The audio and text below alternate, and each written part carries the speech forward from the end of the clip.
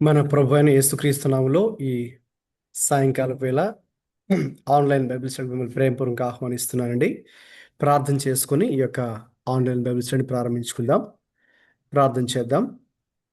ప్రేమల తండ్రి, మహాపరిశుద్ధుడా ప్రభువా, ఈ సాయంకాల వేళ తండ్రి మీ యొక్క ప్రశస్తమైన మీ వాక్యాన్ని ధ్యానించడానికి ఇచ్చినటువంటి చక్కని అవకాశం బట్టి మిమ్మల్ని స్తుతిస్తున్నాం ప్రభువా. తండ్రి మీ యొక్క వాక్యంలో నుంచి ప్రభువా మరి సాయంకాల వేళ రోమీలకు రాసిన పత్రిక 5వ అధ్యాయాన్ని ధ్యానిస్తుంటుండగా తండ్రి మీ యొక్క ఆత్మచేత మమ్మల్ని నడిపించమని, మీ పరిశుద్ధ ఆత్మని మాకు పరమ బోధకుడిగా ఉంచి మేము నేర్చుకోవాల్సిన అనేక సంగతులు తెలుసుకోవడానికి మీరే కావాల్సిన కృపను మా అందరికీ అనుగ్రహించి నడిపించమని యేసుక్రీస్తు ప్రభువు పరిశుద్ధ నామములో ప్రార్థిస్తున్నాం తండ్రి. ఆమేన్. ఆమేన్. ఈ సాయంకాల వేళ మరి మనము రోమీలకు రాసిన పత్రిక 5వ అధ్యాయాన్ని ధ్యానించుకోబోతున్నాం. కాబట్టి దయచేసి మీ పరిశుద్ధ గ్రంథాలను రోమీలకు రాసిన పత్రిక 5వ అధ్యాయాన్ని దయచేసి మనం తీసి ఉంచుదాం.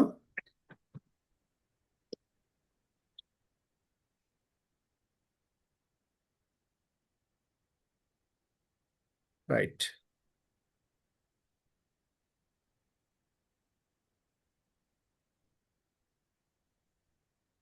రోమీలకు రాసిన పత్రిక మరి 5వ అధ్యాయంలో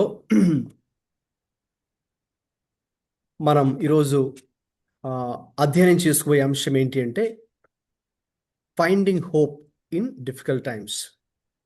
మరి కష్ట కాలంలో లేక శ్రమలలో మరి నిరీక్షణను ఏ రీతిగా మరి మనము పొందుకోవాలి. మనందరూ కూడా విశ్వాసులుగా చాలా సందర్భాల్లో మరి మనం రకరకాల ప్రతికూల పరిస్థితుల గుండా వెళ్తూ ఉంటాం. అయితే మరి మనం అటువంటి శ్రమల గుండా వెళ్ళేటప్పుడు, ఇబ్బందికరమైన పరిస్థితుల గుండా వెళ్ళేటప్పుడు ఏ రీతిగా మరి మనకు నిరీక్షణ కలుగుతుందో ఈ యొక్క అధ్యాయంలో పౌలు గారు చక్కని విషయాలు తెలియచేశారు. కాబట్టి అందరూ కూడా ప్రార్థనాపూర్వకంగా ఈ యొక్క అధ్యాయాన్ని చూద్దాం. మరి ఈ అధ్యాయంలో 21 వచనాలు ఉన్నాయండి. ఈ 21 వచనాలు కూడా మనము సులువుగా అర్థం చేసుకోవడానికి నేను రెండు విభాగాలు చేయడం జరిగింది. ఈ 5వ అధ్యాయము 1 నుండి 11 వచనాలు ఎవరైనా చదువుతారండి? అక్కడ ఉన్నటువంటి టైటిల్ మొదటి 11 వచనాలు. Hope through justification.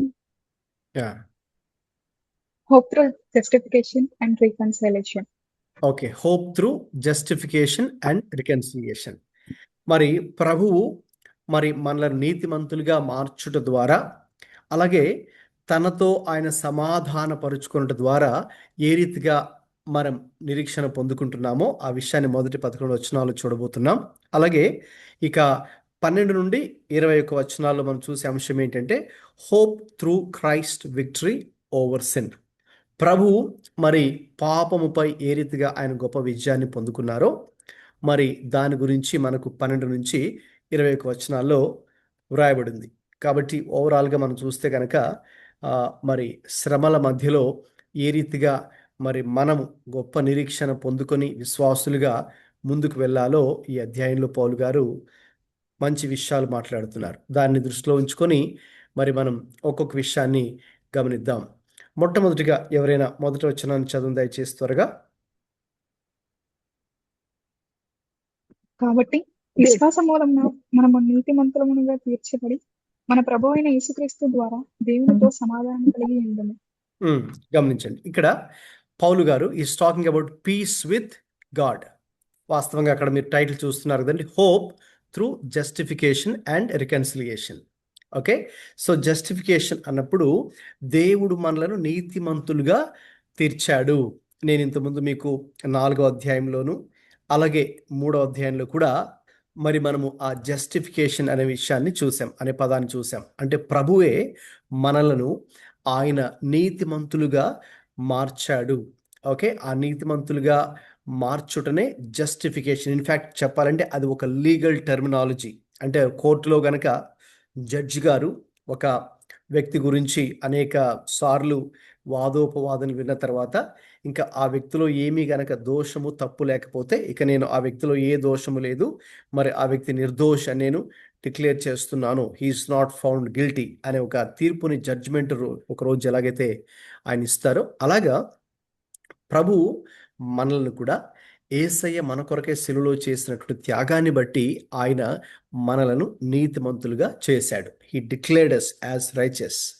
సో ఆ డిక్లరేషన్ ప్రాసెస్నే మనం జస్టిఫికేషన్ అని పిలుస్తాం. సో దేవుడు మనల్ని నీతిమంతులుగా మార్చడం. అలాగే ఈ యొక్క రీకన్సిలియేషన్ అంటే ఏంటి?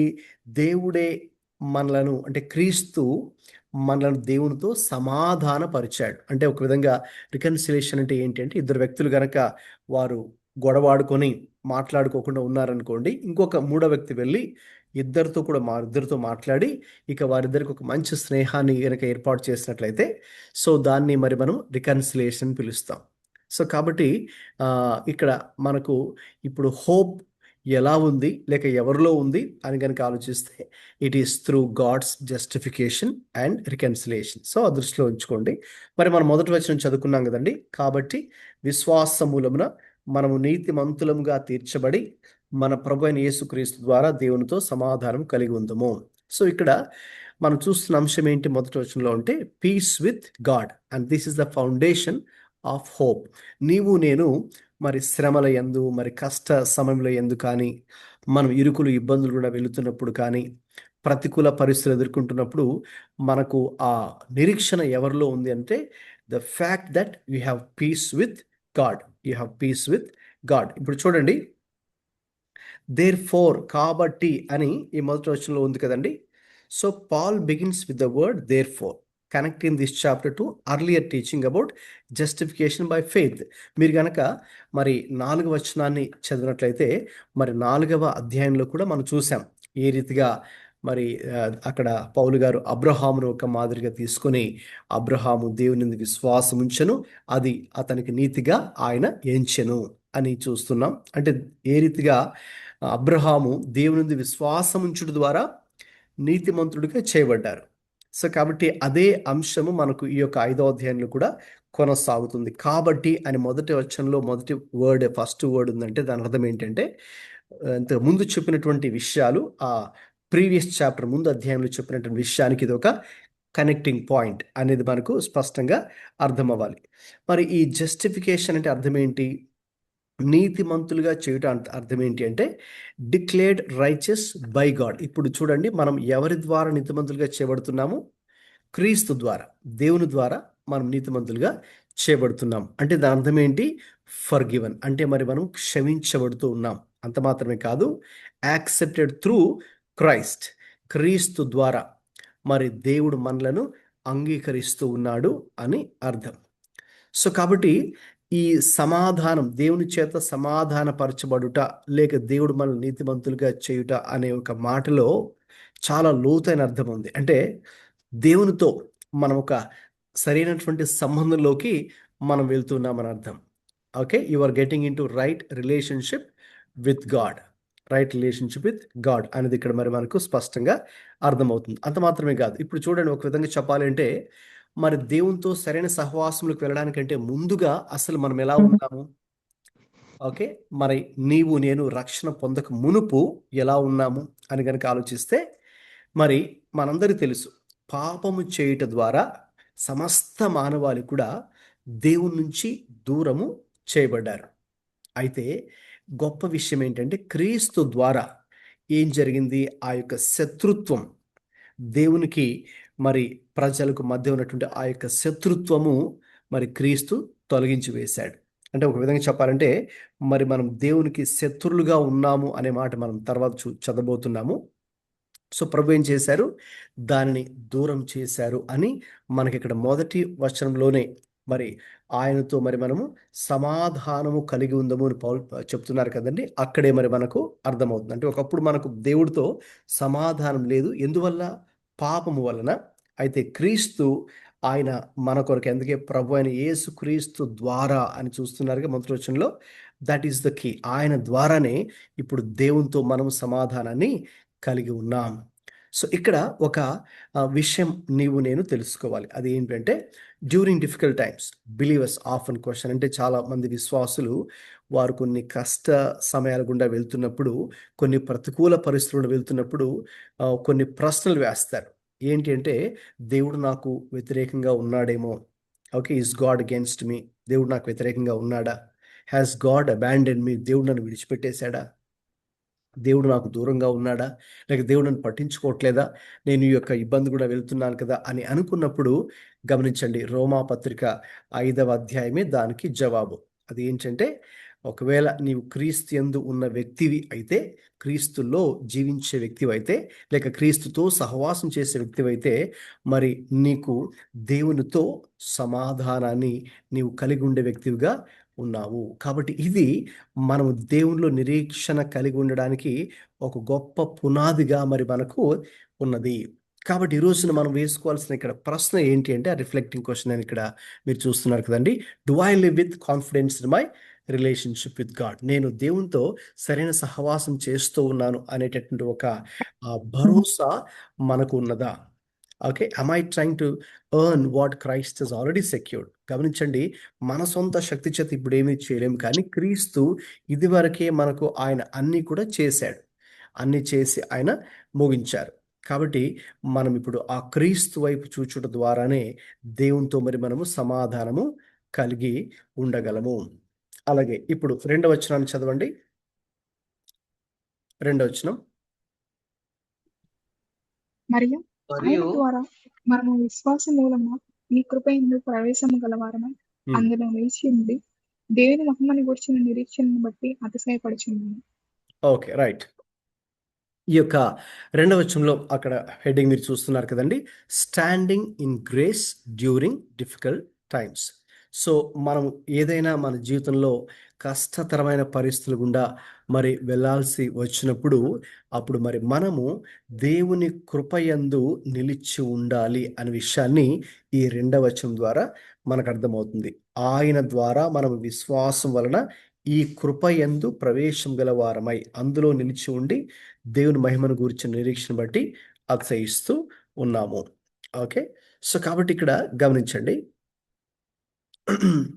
ఎప్పుడైతే మనకు కొన్ని ఇబ్బందికరమైన పరిస్థితులు వెళ్తూ ఉన్నామో, ఆ పరిస్థితుల్లో మరి వాటిని జయించాలి అంటే ఎలాగా? లేకపోతే వాటి గుండా వెళ్ళడానికి మరి మన సొంత శక్తి అయితే సరిపోదు కదా. సో అప్పుడు ఏం కావాలండి? దేవుని కృప మనకు ఎంతో అవసరం.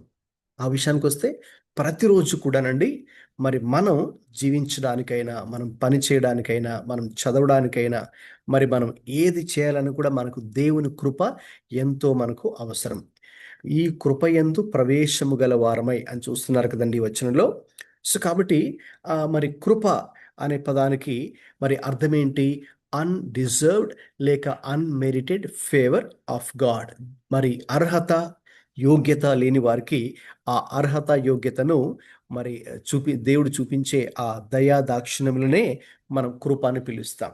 లేకపోతే డివైన్ హెల్ప్ అంటే దైవిక సహాయము అని కూడా మనం చెప్పచ్చు. లేక ఏంటి ఆ కృప ఏం చేస్తుంది? మరి మనల్ని ఈ లోకంలో మరి మనము ధైర్యంగా జీవించడానికి కూడా ఆ కృప మరి మనకు సహాయం చేస్తుంది. గమనించండి, ప్రవేశము గలవారమై అని చూస్తున్నారుగా, ద వర్డ్ యాక్సెస్.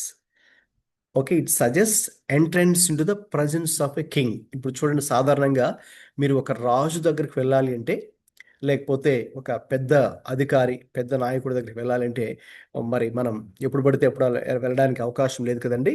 సో కాబట్టి వారు మనకు ఆ యాక్సెస్ ఇవ్వాలి, లేక వాళ్ళు మనకు పర్మిషన్ ఇవ్వాలి.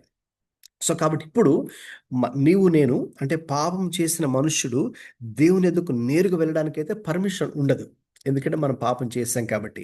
అయితే క్రీస్తు ఏం చేశాడండి? క్రీస్తు ఈ లోకానికి వచ్చి మన కొరకే సిలువలో చనిపోవడం ద్వారా ఆయన ఏం చేశారు? ఇప్పుడు దేవుని యొద్దకు వెళ్ళడానికి మనకు ఒక పర్మిషన్, లేకపోతే మనకు ఒక యాక్సెస్ని ఆయన మనకి ఇక్కడ అనుగ్రహిస్తున్నాడు. అదే మనం ఇక్కడ చూస్తూ ఉన్నాం.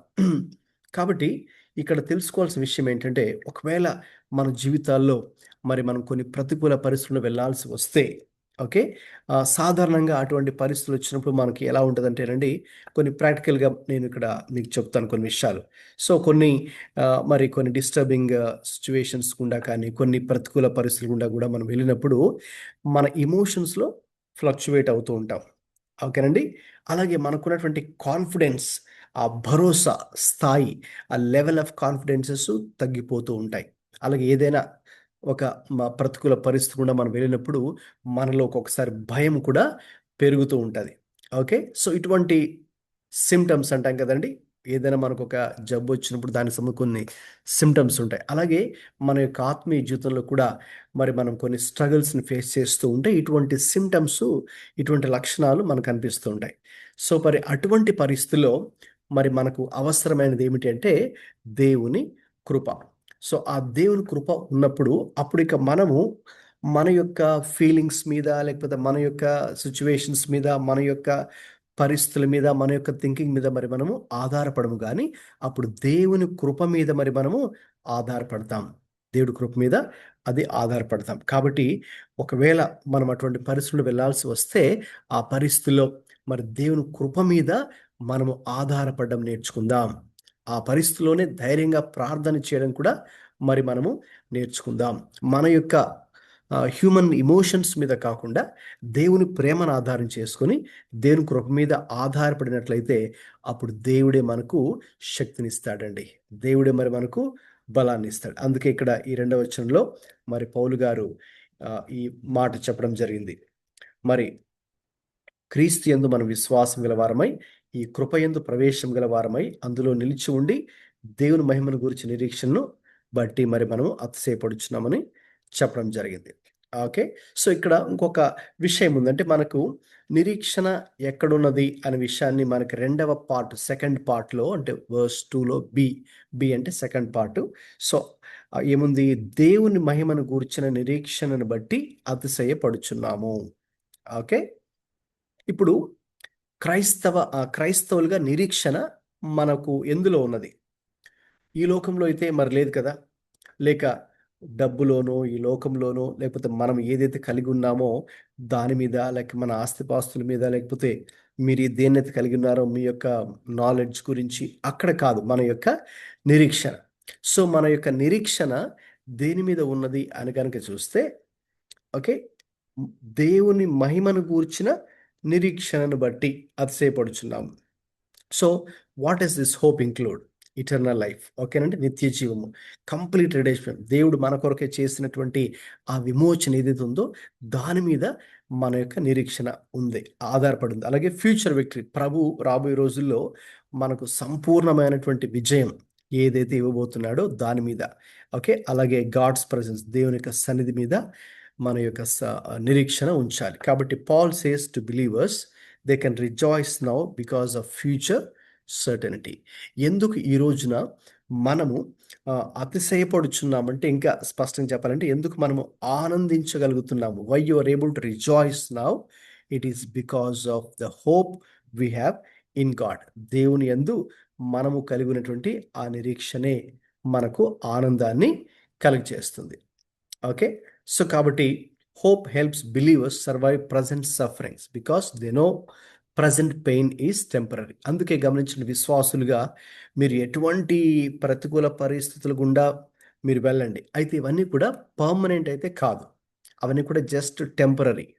అవి టెంపరరీ అంటే తాత్కాలికమైనవి మాత్రమే ఉంటాయి. అయితే భవిష్యత్తులో ప్రభు మనకు అనుగ్రహించబోయే మహిమ అది శాశ్వత కాలం ఉండబోతోంది. అది పర్మనెంట్. సో, ఈ యొక్క మనం ఎదుర్కొనేటటువంటి ఇబ్బందులు కావచ్చు, ఇరుకులు కావచ్చు, సమస్యలు కావచ్చు, ఇవన్నీ కూడా మొమెంటరీ లేకపోతే టెంపరరీ అని మనం చెప్పొచ్చు.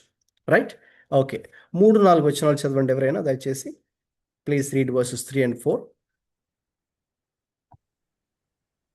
మరియు అంతేకాదు హ్మ్. శ్రమ ఓర్పును, ఓర్పు పరీక్షను, పరీక్ష నిరీక్షణను కలుగజేయనని ఎరిగి హ్మ్. శ్రమలయందు అతిశయపడుదుము. చాలు బ్రదర్. ఓకే. గమనించండి ఇక్కడ ఈ 2 వచనాలు కూడా పౌలు చెప్తున్నటువంటి మాట. శ్రమ వాస్తవంగా సాధారణంగా మనం ఏదైనా శ్రమ కలిగినప్పుడు, ఒక ఇబ్బంది కలిగినప్పుడు, మనము అనుకొననిది జరిగినప్పుడు ఓకే, మనం చాలా బాధపడతాం కదండీ! మనం చాలా బాధపడతాం. దాని గురించి అయ్యో ఎందుకు ఇలా జరిగింది అని అనుకున్నామంటే, మనం ఒకటి ఎక్స్పెక్ట్ చేసాం, మనం ఎక్స్పెక్ట్ చేసింది జరగలేదు, ఇంకొకటి జరిగింది. మనం అనుకున్నది ఒకటి, లేకపోతే ఇంకొకటి అది జరిగింది. లేకపోతే ఇంకా కొన్ని రకాల ఇబ్బందులు గుండా మనం ఎదుర్కొన్నప్పుడు దాన్ని నెగిటివ్గా చూస్తాం మనం. ఈ యొక్క ఆ, శ్రమలను లేకపోతే ఇబ్బందులను నెగిటివ్గా చూస్తాం. అయితే ఈ 3, 4, 5 వచనాలు గమనించండి. మరి మనము ఒక నెగిటివ్ మైండ్లో నుంచి ఆ నెగిటివ్ మైండ్ని తీసివేసి ఈ శ్రమలను పాజిటివ్గా ఎలా చూడాలి అంటే, దీని వెనుక కూడా ఏ రీతిగా దేవుని యొక్క ఉద్దేశాలు ఉంటాయి, లేకపోతే దీని తర్వాత దేవుడు ఏ రీతిగా మన జీవితాల్లో ఆయన మనలను మార్చనై ఉన్నాడో, లేక ఆయన మనల్ని ఎటువంటి విధానంలో మనల్ని ఆయన మలిచేవాడుగా ఉన్నాడో, మార్చేవాడుగా ఉన్నాడో, ఎటువంటి కార్యాలు దేవుడు చేసేవాడుగా ఉన్నాడో, అది గనక మనం చూస్తే నిజంగా ఆశ్చర్యపోతాం. అంటే ఇక్కడ పౌలు గారు చెప్తున్నటువంటి మాట ఏమిటంటే, కొన్ని పరిస్థితులు గుండా మనం వెళ్ళిన తర్వాత కూడా ఈ శ్రమ మనకు ఎటువంటి మేలు చేస్తుందో ఇక్కడ ఆయన స్పష్టంగా చెప్తున్నారు. చూడండి, ఈ స్పిరిచువల్ గ్రోత్ ప్రాసెస్ కూడా ఏ రీతిగా ఉంటుంది అంటే, మన జీవితాల్లో కొన్ని రకాల పరిస్థితులు మన జీవితాల్లో మరి అనుమతించబడినప్పుడు ఆ పరిస్థితులు చివరికి ఏం చేస్తాయి. ఇక్కడ చూడండి, మరి శ్రమ ఒకవేళ కలిగితే ఆ శ్రమ ఏం చేస్తండి, ఒక మనిషిలో ఓర్పును తీసుకొని వస్తుంది. అలాగే ఓర్పు ఏం చేస్తుంది, ఓకే, ఆ యొక్క పేషెన్స్ కనుక మనం కలిగి ఉంటే ఆ ఆ ఓర్పు పరీక్ష నిరీక్షణను కలుగచేయును అని ఎరిగి శ్రమల యందును అతిశయపడదుము. ఓకే, అంటే మనము అన్ని పరిస్థితులు కూడా ప్రభు యందు మరి మనము అతిశయించాలి. అన్ని పరిస్థితులు బట్టి ప్రభుకి మనము కృతజ్ఞతాస్తులు చెల్లించాలంటే బైబిల్లో రాయబడింది. దేవుని యొక్క వాక్యాలను చూస్తే చాలామంది భక్తులు మరి కేవలం వారికి పరిస్థితులన్నీ బాగా ఉన్నప్పుడు మాత్రమే వారు సంతోషించి లేక దేవుని స్తుతించలేదండి. మరి వారు అనుకోననివి జరిగినప్పటికీ కూడా స్టిల్ దేవర్ ప్రైజింగ్ గాడ్, స్టిల్ దేవర్ థ్యాంకింగ్ గాడ్. వాళ్ళు దేవుని స్తుతిస్తూ ఉన్నారు. అలాగే వారేమి నిరుత్సాహము చెందలేదు. అంటే అది బాధాకరమైన పరిస్థితే అయినా కూడా స్టిల్ దాని యందు కూడా, అంటే ఇది ఒకటి దేవుడు అనుమతించాడంటే దాని వెనక ఏదో ఒక ఉద్దేశం ఉందనే ఒక ఉద్దేశంతో వారు ఏం చేశారంటే ఆ రీతిగా స్థిరంగానే ఉన్నారు, దేవుడి వైపు చూస్తూ ఉన్నారు. కాబట్టి ఇక్కడ మనం చూసినప్పుడు పాజిటివ్గా how do you develop a positive attitude towards the sufferings in life. జీవితంలో మనకు ఎదురయ్యేటటువంటి యొక్క శ్రమకరమైన పరిస్థితులు చూడండి ఒక్కొక్కటి కూడా.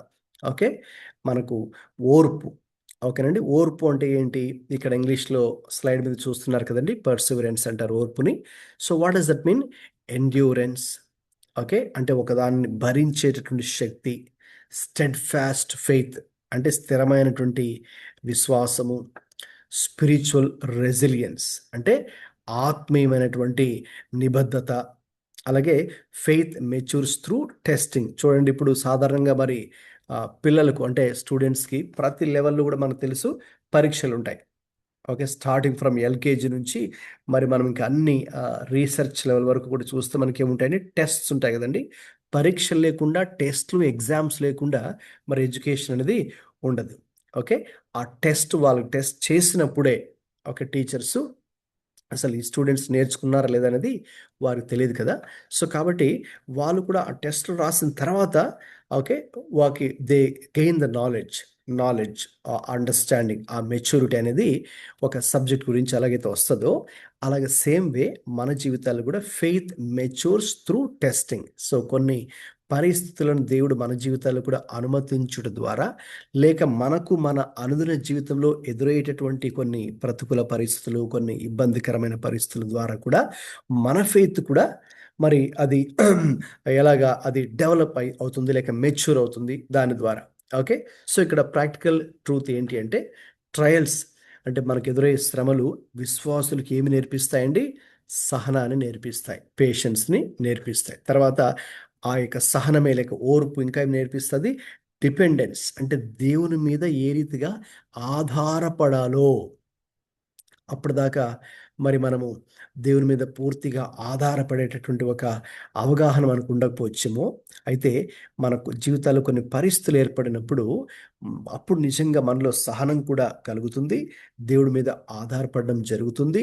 అంత మాత్రం కాదు, ఇక ప్రార్థన కూడా మనం చేయడం ప్రారంభిస్తాం. ఆ ప్రార్థన కూడా మామూలుగా ఏదో సాధారణంగా చేసే ప్రార్థన కాదు, అది పట్టుదలతో చేసే ప్రార్థన కూడా అది మరి మనకు స్టార్ట్ అవుతుంది.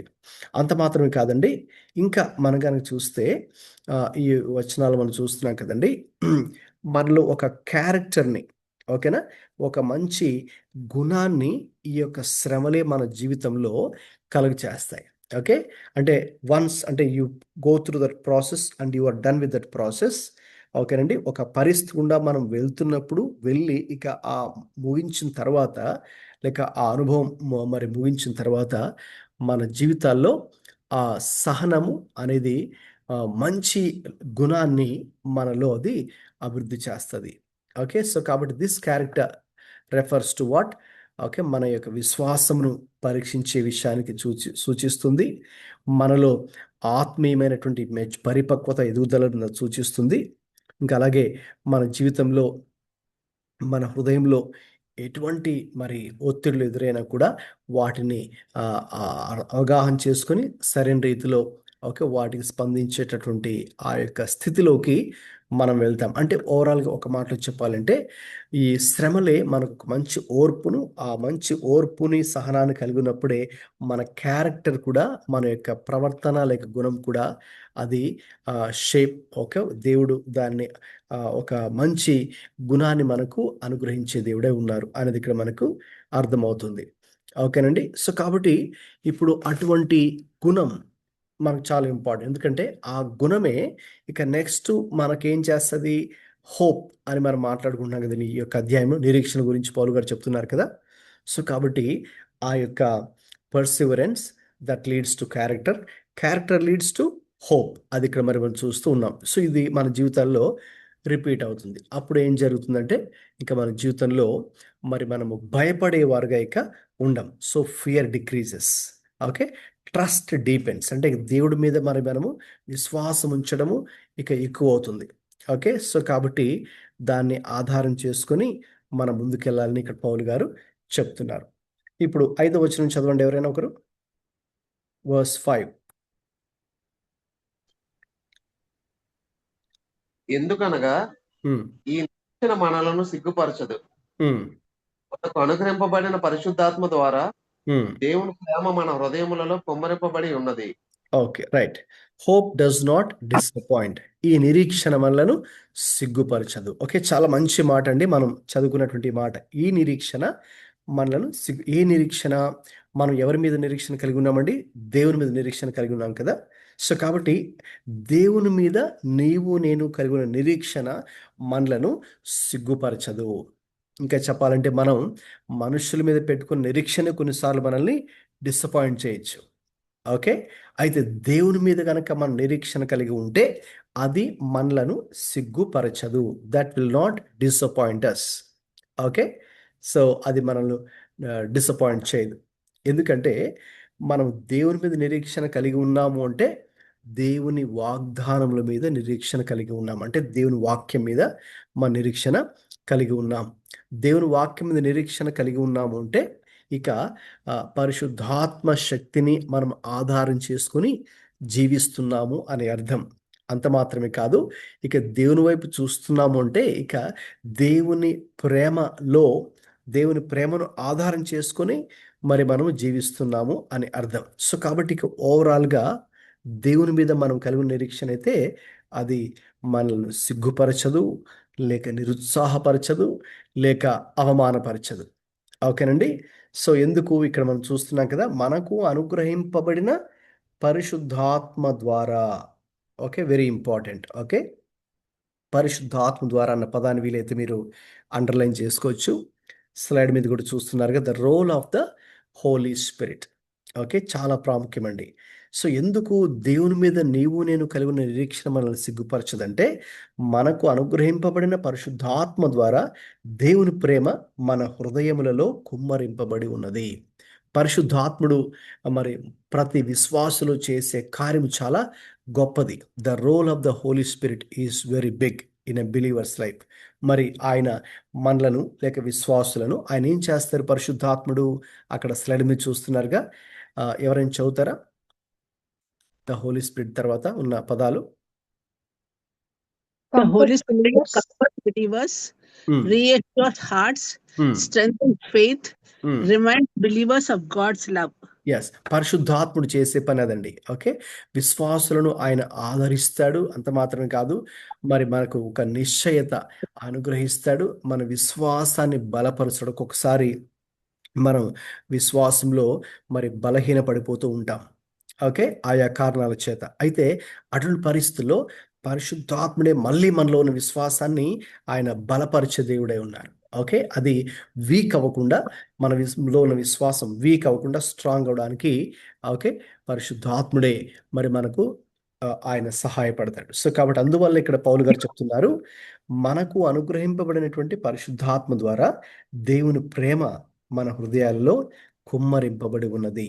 సో కాబట్టి పరిశుద్ధాత్ముడే దేవుని ప్రేమను మన హృదయాల్లో కుమ్మరించే వ్యక్తిగా ఉన్నారు, కుమ్మరించే వ్యక్తి అయి ఉన్నారు. 6 నుంచి 8 వాక్యాలు చదవండి.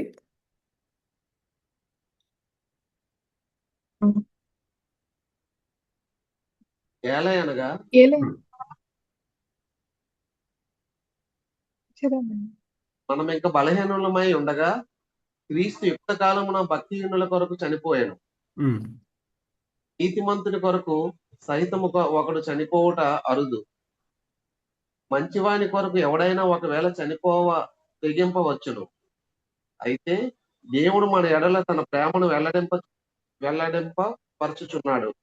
ఎట్లనగా మనమింకను పాపులమై ఉండగానే క్రీస్తు మన కొరకు చనిపోయాను. కాబట్టి ఆయన రక్తము వల్ల ఇప్పుడు నీతిమంతులుగా తీర్చబడి మరింత నిశ్చయముగా ఆయన ద్వారా ఉగ్రత నుంచి రక్షింపబడుదుము. ఓకే, చాలు కదా.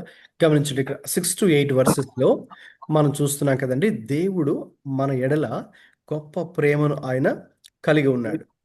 సో ఎలాగా ఆయన మన ఎడల ప్రేమ కలిగి ఉన్నాడో ఇక్కడ చాలా ప్రాక్టికల్గా పౌలు గారు మాట్లాడుతున్నారు. సో దేవుడు మన ఎడల తన ప్రేమను చూపించాడు అని మనం చెప్తుంటాం కదండి. సో ఎలాగ చూపించాడు దేవుడు? ఏదో మాటలు చెప్పి తన ప్రేమను చూపించలేదు ఆయన. అంటే నేను మిమ్మల్ని ప్రేమిస్తున్నాను అన్నట్టుగా ఏమి చెప్పలేదు ఆయన. అయితే దాన్ని ఏం చేశాడండి? క్రియారూపంలో, త్రూ యాక్షన్ ఏం చేశారు? మరి ఆయనే మన కొరకు, చూడండి, మనం ఇంకా బలహీనులమై ఉండగా 6లో ఉంది కదా, క్రీస్తు యుక్త కాలమున భక్తిహీనుల కొరకు చనిపోయాను. ఓకే, మనం యాక్చువల్గా ఈ సెక్షన్లో బలహీనులు అనే మాట చూస్తున్నాము. అండర్లైన్ చేయండి, లేక రాసుకుంటుంటే కనుక పక్కన రాసుకోండి.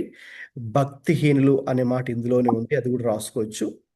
అలాగే మరి మనకు 8వ వచనంలో పాపులు అనే మాట ఉంటుంది. ఓకే, అది కూడా మరి మీరు అండర్లైన్ చేయొచ్చు. అలాగే 10వ వచనంలో శత్రువులమై ఉండగా అని ఉంటుంది, ఆ వర్డ్ కూడా మీరు అండర్లైన్ చేయొచ్చు. అంటే ఇప్పుడు 4 వర్డ్స్ మీరు చూస్తున్నారు కదండి. ఒకసారి ఏంటంటే ఆ 4 వర్డ్స్ చెప్తారా? మనం ఒకప్పుడు అందరూ ఎలా ఉన్నాము? రక్షణ బలహీనులము, మునుపు భక్తిహీనులము, బలహీనులుగాను, భక్తిహీనులుగాను, పాపులుగా, ఇంకా శత్రువులము, ఓకే, శత్రువులము. దేవునికి శత్రువులుగా. రైట్, ఆ 4 పదాలు గుర్తుంచుకోండి. సో భాస్కర్, రక్షణ పొందక మునుపు ఆ 4 వర్సెస్ నంబర్స్ చెప్తారా? Verse 6, verse 10. ఎస్ అండి, వర్స్ 6లో 2 ఉన్నాయండి. అవునండి. బలహీనులు ఉంది, భక్తిహీనులు ఉంది. అలాగే వర్స్ 8లో పాపులు అనే వర్డ్ ఉంది, sinners. Thank you so much. తర్వాత వర్స్ 10 అండి, వర్స్ 10లో శత్రువులు, ఎనిమీస్ అని ఉంటుంది. Thank you so much. Okay, so అలాగా అదండి, that was hour condition. Okay, ఎందుకు ఆ 4 పదాలను చెప్పానంటే అవి జస్ట్ ఏదో not just words, but that was hour true identity. అంటే వాస్తవంగా మన స్థితి అలా ఉంది. మనము రక్షణ పొందక మునుపు మనందరూ కూడా, అందుకే ఇంత ముందే చూసాం కదండి 3వ అధ్యాయంలో కూడా రోమీ పత్రికలో, ఏ భేదము లేదు, అందరూ పాపం చేసి దేవుడు అనుగ్రహించే మహిమను పొందలేకపోతున్నారు అని ఉంది కదండి. ఏ భేదం లేదు, అందరూ పాపం చేసి, నీతిమంతుడు లేడు, ఒక్కడు లేడని మనం ఇంతకుముందు 3వ అధ్యాయంలో రోమాపత్రిక స్టడీ చేసినప్పుడు చెప్పుకున్నాం. సో కాబట్టి దీనికి కూడా మనం ఇప్పుడు అది చాలా సింక్ అవుతుంది అనమాట. ఎలాగంటే మనందరూ కూడా ఎలా ఉన్నామంటే దేవుని దృష్టిలో బలహీనులుగాను, భక్తిహీనులుగాను, అలాగే పాపులుగాను, అలాగే శత్రులుగా, దేవునికి శత్రులుగా మనం ఉన్నామన్నమాట. That was our condition. So కాబట్టి ఇప్పుడు చూడండి, అటువంటి పరిస్థితుల్లో మరి క్రీస్తు ఏం చేశాడు? అయినను అంటే మనం ఇంకా పాపులుగా ఉండగానే, లేక బలహీనులుగా ఉండగానే, లేక భక్తిహీనులుగా ఉండగానే క్రీస్తు మన కొరకు చనిపోయెను. ఇంకా చూడండి, చాలా మనకి పౌలు గారు ఎక్స్ప్లెయిన్ చేస్తూ ఉన్నారు. ఎవరైనా సరే నీతిమంతుని కోసం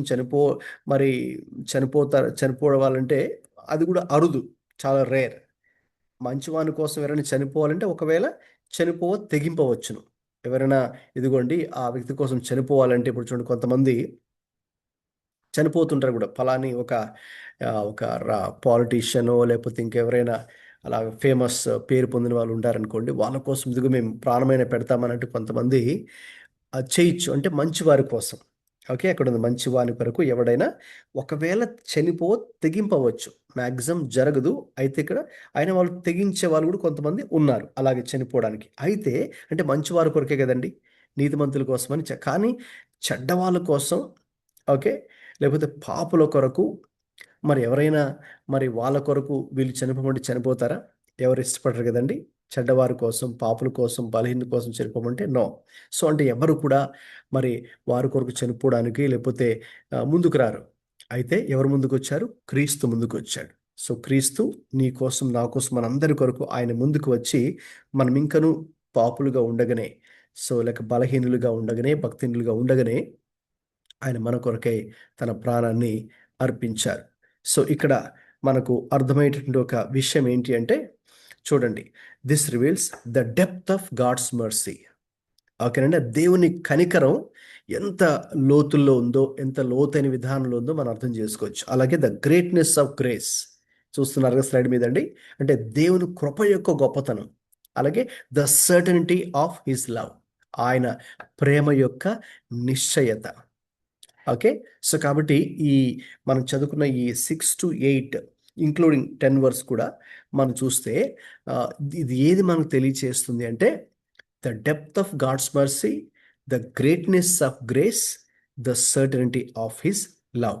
అంటే దేవుని కనికరం యొక్క లోతు ఎంత లోతుల్లో ఉందో మనం అర్థం చేసుకోవచ్చు. అలాగే దేవుని కృప యొక్క గొప్పతనం కూడా మనం అర్థం చేసుకోవచ్చు. అలాగే ఆయన ప్రేమ యొక్క స్థిరత్వం కూడా ఏంటో మనకి ఇక్కడ అర్థమవుతుంది. అందుకే మనం మన యొక్క అనుదిన జీవితంలో ఏవైనా మరి దేవుని కొరకు మరి కొన్ని ప్రతికూల పరిస్థితులు వెళ్ళాల్సి వస్తే, ఓకే, సో కొంతమంది ఏం చెప్తారంటే అండి, ఎలా అనుకుంటారంటే, ఏవైనా కొన్ని ఇబ్బందులు గుండా వెళ్ళాల్సి వస్తే, మరి దేవుడు మమ్మల్ని పట్టించుకోవట్లేదు, అందుకే మరి మాకు శ్రమ వచ్చేస్తుంది, అందుకే మేము ఇది అనుభవిస్తున్నామని అనుకుంటారు కదా. నో, సో అలాగ మరి మనము అనుకోకూడదు. ఓకే, సో ఈవెన్ ఆ పరిస్థితుల్లో కూడా దేవుని కృప, ఓకే, మనకు తోడుగా ఉంటుంది.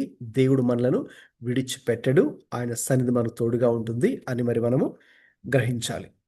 Okay, right. ఇప్పుడు 9 to 11 చదవండి ఎవరైనా, 9 నుంచి 11 దాకా.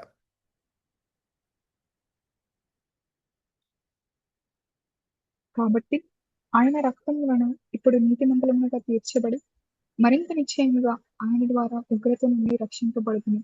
ఏలైనగా శత్రువులమై ఉండగా ఆయన కుమారుని మరణం ద్వారా మనము దేవునితో సమాధానపరచబడిన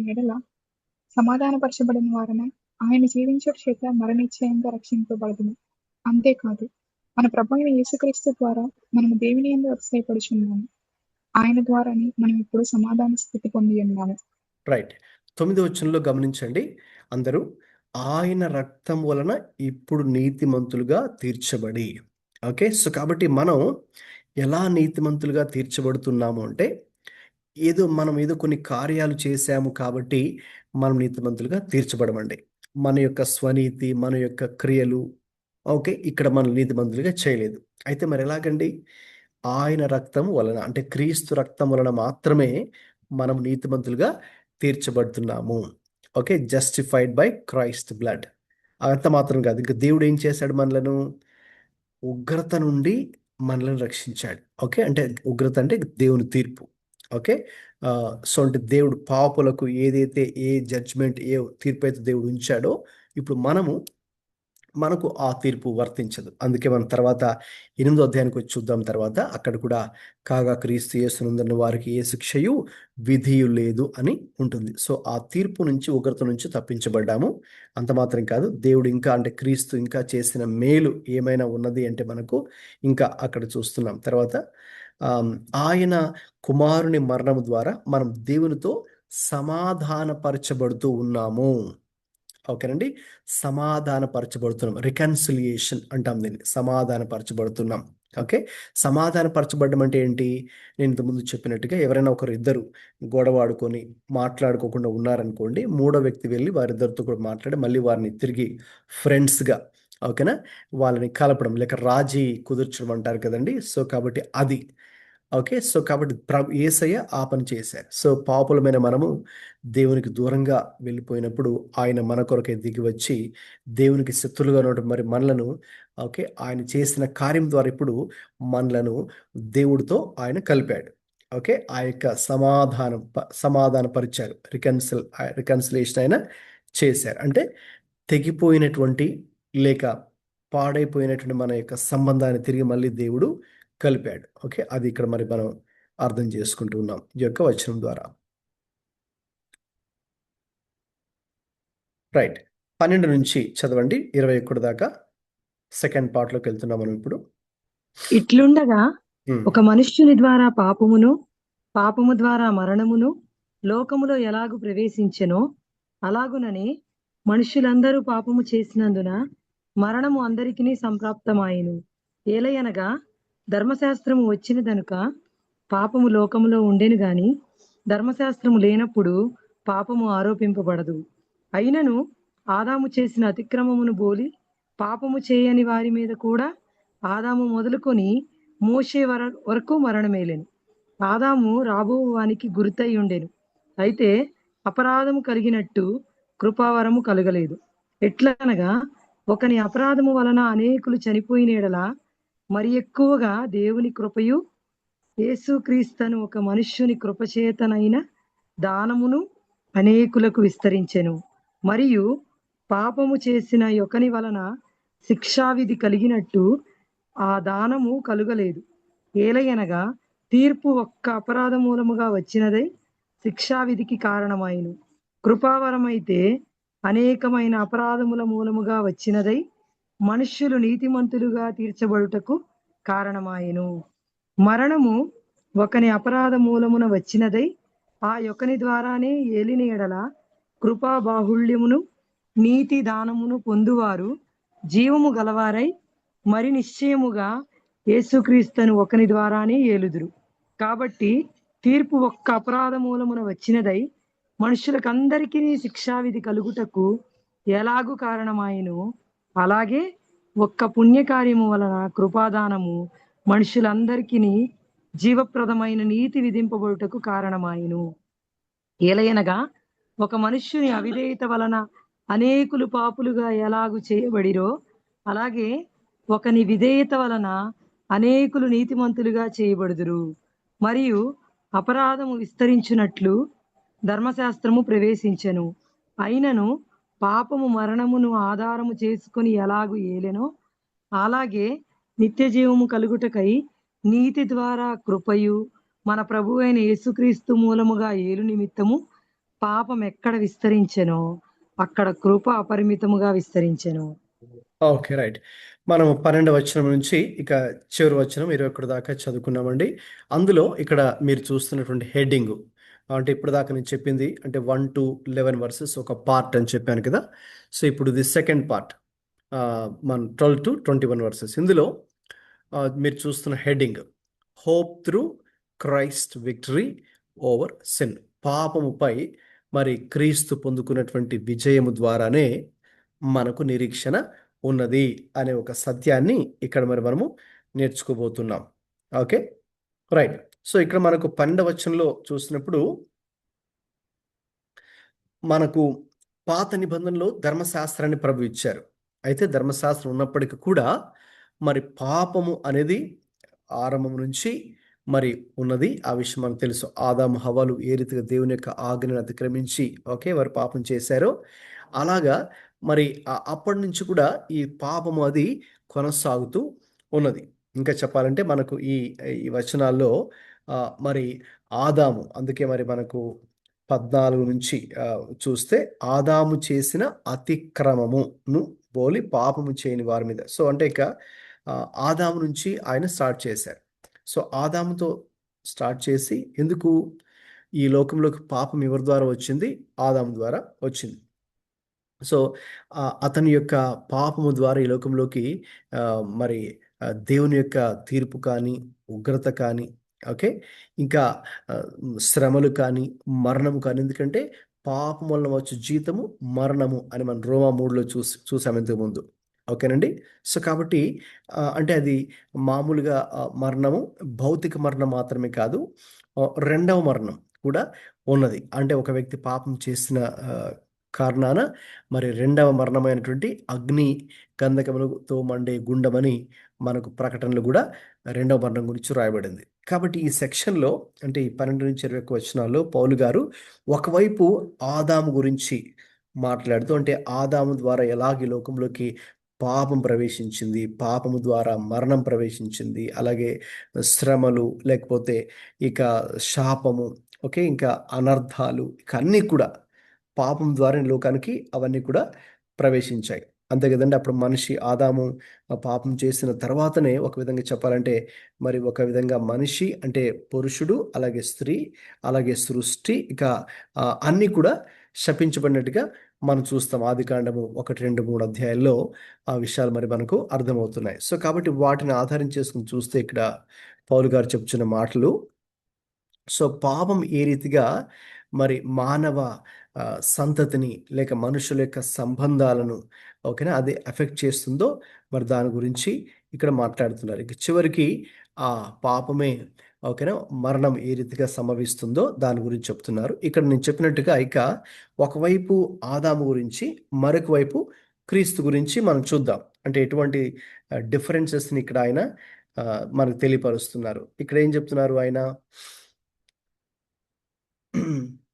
ఒకని అపరాధం వలన 15వ వచనం వర్స్ 15లో చూస్తే ఒకని అపరాధం వలన అనేకులు చనిపోయినట్టు. ఓకే, సో కాబట్టి ఇక్కడ ఆయన ఆదాము గురించి 14 వర్స్లోనేమో ఆదాము చేసిన అతిక్రమము గురించి ఆయన ఇక్కడ మాట్లాడుతున్నారు. అలాగే వర్స్ 12లో మనం చూస్తే స్టార్టింగ్ 12లోనే ఒక మనుష్యుని ద్వారా పాపమును, పాపము ద్వారా మరణమును లోకంలో ఎలాగూ ప్రవేశించునో. సో ఎవరు మరి ఆ ఒక మనుష్యుడు అంటే? ఆదాము. ఓకే, సో ఆదాము సో ద్వారా ఏ రీతిగా ఆయన చేసిన పాపము ద్వారా మరి మరణము ఈ లోకంలోకి ప్రవేశించిందో, ఓకే, అలాగే ఆ మరణము అలాగనే మనుషులందరూ పాపం చేసిన మరణము అందరికీ సంప్రాప్తమైన. ఓకే, తర్వాత మీరు అలాగా చూస్తూ వెళ్తే ఈ సెక్షన్లో 16వ వచనం వర్స్ 16లో ఉంటుంది.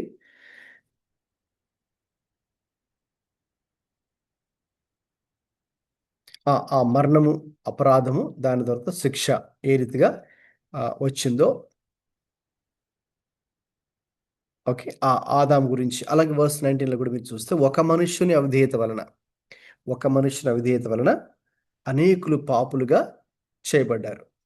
Okay, right. సో కాబట్టి ఈ 12 to 19 సెక్షన్లో నుండి మరి పౌలు ఒకవైపు ఆదాము గురించి మాట్లాడుతూ ఆదాము యొక్క పాపము, ఆ పాపం ద్వారా మరణము, శాపము, నష్టము సమస్త మానవాళికి ఎలాగ విస్తరించిందో అది మాట్లాడుతూ, అలాగే ఒకని యొక్క పాపము ద్వారా లేక ఒకని యొక్క అవిధేయత ద్వారా అనేకులు పాపులుగా చేయబడ్డారు. అయితే అలాగే ఒకని విధేయత వలన అనేకులు నీతిమంతులుగా చేయబడుదురు. అది that is found in verse 19. Okay, so కాబట్టి ఇక్కడ మొదటి ఆదాం వాస్తవంగా క్రీస్తుని రెండవ ఆదాం అని పిలుస్తారు, లేక కడపటి ఆదం, the second or last Adam. Okay, Christ is known as second or last Adam. Okay, మొట్టమొదటి ఆదాము మనకు తెలిసినట్టుగా ఆది కాండంలో ప్రభు మొట్టమొదటి సృష్టించిన వ్యక్తి ఆదాము. సో ఆదాము చేసినటువంటి పాపం ద్వారానే సమస్త మానవాళికి పాపము అనేది మరి విస్తరించింది. అతని ద్వారానే ఇక సమస్త మానవాళికి మరణము. మరణం అంటే కేవలం భౌతిక మరణం మాత్రమే కాదు, ఆత్మీయ మరణము, అదే రెండవ మరణము, అంటే అదే నరకము అనే దానికి సాదృశ్యంగా ఉంది రెండవ మరణం అంటే. సో అటువంటి నష్టం అనేది ఒక వ్యక్తి ద్వారా కలిగింది. ఇప్పుడు దాన్ని తొలగించడానికి, ఆ యొక్క పాపము, ఆ యొక్క నాశనము లేక ఆ నరకము నుంచి తప్పించడానికే యేసుక్రీస్తు ప్రభు రెండవ ఆదాముగా ఈ లోకానికి వచ్చారు, లేక కడపటి ఆదాముగా. Because it is the last. ఎందుకంటే ఆయన ఒక్కసారి చేసి ఆ కార్యాన్ని ముగించారు కదా, సో మళ్ళీ ఇంకా ఆయన రానవసరం లేదు కదండి. సో కాబట్టి అందుకనే క్రీస్తుని రెండవ ఆదాము అని పిలుస్తారు, లేకపోతే కడపటి ఆదాము అని కూడా పిలుస్తారు. సో కాబట్టి ఇక్కడ యాడమ్ అండ్ క్రైస్ట్ అనే ఇద్దరికి కూడా ఆదాము మధ్యలో అలాగే క్రీస్తు మధ్యలో ఉన్నటువంటి తేడాలు అనేది ఆయన తెలియపరుస్తున్నారు. అయితే ఇక్కడ గొప్ప విషయం ఏంటంటే, ఒక మనుషుని ద్వారా, అంటే ఆయన విధేయత ద్వారా లేక ఆయన చేసిన పాపం ద్వారా మనకు అనేకులు పాపులుగా చేయబడ్డారు. అయితే ఒకని విధేయత వలన అనేకులు నీతిమంతులుగా చేయబడ్డారు. అంటే క్రీస్తు ఈ లోకానికి వచ్చి ఆయన తనను తాను తండ్రికి విధేయత చూపించి మరి ఈ లోకంలో ఆయన ఎందుకొరకైతే పంపబడ్డారో ఆ సిలువ కార్యాన్ని ఆయన చేశారు కదండి. సో కాబట్టి దాని వలన ఇక మరి అందరూ కూడా ఆయన చిందించినటువంటి పరిశుద్ధ రక్తం ద్వారా, ఆయన చేసినటువంటి ఆ యొక్క సిలువ త్యాగం ద్వారా ఈరోజు మనందరూ కూడా నీతిమంతులుగా తీర్చబడుతూ ఉన్నాం. అలాగే నిత్య జీవము కలుగుటకై మీరు కనుక చూస్తే చివరి వచనంలో లాస్ట్ వర్స్ 21, నిత్య జీవము కలుగుటకై. ఓకే, సో నిత్య జీవము కలుగుటకై నీతి ద్వారా కృపయు మన ప్రభు అయిన యేసుక్రీస్తు మూలముగా. ఓకే, కాబట్టి ప్రభు అయినటువంటి యేసుక్రీస్తు ఈ లోకానికి రావడం ద్వారా, ఆయన మరి దేవునికి విధేయత చూపించడం ద్వారా, విధేయత చూపించి ఆయన సిలువకు వెళ్ళడం ద్వారా, అలాగే ఆయన పరిశుద్ధ రక్తాన్ని మన కొరకై చిందించడం ద్వారా ఇక మనము నీతిమంతులుగా తీర్చబడుతూ ఉన్నాము, లేక దేవునితో సమాధానపరచబడుతూ ఉన్నాము. ఇక దాని ద్వారా ఇక మనము క్రీస్తుని అంగీకరించిన ఎడల మనము ఆ నిత్య జీవాన్ని పొందుకుంటున్నాము. ఆ విషయాన్ని ఇక్కడ పౌలు గారు చెప్తున్నారు. అలాగే ఆయన మనకు అనుగ్రహించినటువంటి కృప, ఇక్కడేముంది, కృప అపరిమితముగా విస్తరించను అనుంది. ఓకే, సో కాబట్టి దేవుని కృప అంటే ప్రభు మనకు చూపించిన కృప చాలా గొప్పదండి. ఎంత గొప్పదంటే చాలాసార్లు చాలామంది విశ్వాసులు చూడండి కొన్ని విషయాలు స్ట్రగుల్ అవుతూ ఉంటారు.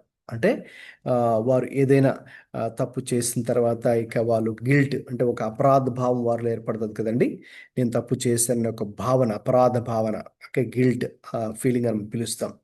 ఆ గిల్ట్, లేకపోతే కొన్ని విషయాల్లో షేమ్, లేకపోతే కొన్ని విషయాల్లో బాధపడడం, రిగ్రెట్, లేకపోతే కొన్ని విషయాల్లో అయ్యో నాకు ఆ యోగ్యత లేదు, ఫీలింగ్స్ ఆఫ్ అన్వర్దినెస్, ఇలాంటివన్నీ విశ్వాసుల్లో వస్తూ ఉంటాయి. అలాంటి ఫీలింగ్స్ కలుగుతూ ఇక వారు వాటిని రైట్ వేలో డీల్ చేసుకోకపోతే అలాగే వారిలో ఆ ఫీలింగ్స్ అని కూడా ఉండిపోతాయి. ఓకే, సో అయితే మరి క్రీస్తు యొక్క గొప్పతనం ఏమిటంటే, ఓకే, ఈ రోమాపత్రిక 5వ అధ్యాయం కూడా మనకి ఏం బోధిస్తుంది అంటే, అక్కడ లాస్ట్ లైన్ ఒకసారి ఎవరైనా చదువుతారండి? ఇక్కడ ఉంది కదా స్లైడ్ మీద, లాస్ట్ లైన్ చదవండి. God's grace exceeds human failure. Yes, so కాబట్టి హ్యూమన్స్గా, మనుషులుగా మనం ఎటువంటి ఫెయిల్యూర్స్ అయితే మనం ఎక్స్పీరియన్స్ చేసామో ఆ ఫెయిల్యూర్స్ ఏవైనా కావచ్చండి. అక్కడ కొన్ని మాత్రమే పెట్టాను నేను. Guilt or shame or regret, feelings of unworthiness, ఇంకా చాలా రకాల ఫెయిల్యూర్స్ మనం ఎక్స్పీరియన్స్ చేస్తూ ఉంటాం కదా. సో అయితే ఇప్పుడు మరి గొప్పతనం ఏంటంటే, క్రీస్తు యొక్క కృప యొక్క గొప్పతనం ఏంటంటే, God's grace exceeds human failures. So కాబట్టి ఇటువంటి తప్పిదములు, ఇటువంటి ఏవైతే ఉన్నాయో మన బలహీనతలు, కాబట్టి దేవుని కృప మన బలహీనతల కంటే దేవుని కృప గొప్పది. మన యొక్క వైఫల్యాల కంటే దేవుని కృప గొప్పది. మన యొక్క మరి లేమి, కొరత, దీనికన్నా కూడా దేవుని కృప గొప్పది. అన్నిటికన్నా కూడా God's grace is bigger, okay, beyond everything. So అది ఇక్కడ మరి మనము అర్థం చేసుకుంటున్నాం. ఓకే, సో కాబట్టి ఇది చిన్న అధ్యాయము, 21 వచనాలు ఉన్నాయి.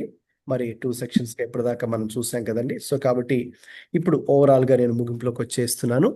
మరి మేజర్ లెసన్స్ ఏమున్నాయి ఇందులో, ఓకే, ఈ అధ్యాయంలో నేను చూస్తే తర్వాత నేను ఇచ్చినటువంటి టైటిల్ కూడా ఏంటి అంటే finding hope during difficult times. ఓకేనండి, మనకు శ్రమల కాలమందు నిరీక్షణను కనుగొనుట.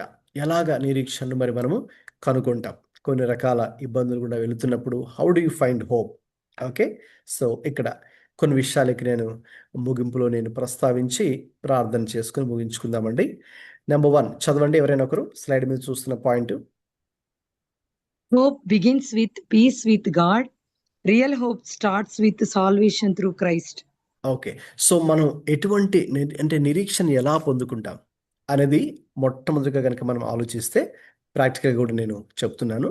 So that hope begins with peace with God. So దేవునితో మనము సమాధాన పడినప్పుడు, దేవునితో మనం కనుక సమాధాన పడితే, సో ఆ యొక్క సమాధానమే మనలో నిరీక్షణను కలుగచేస్తుంది.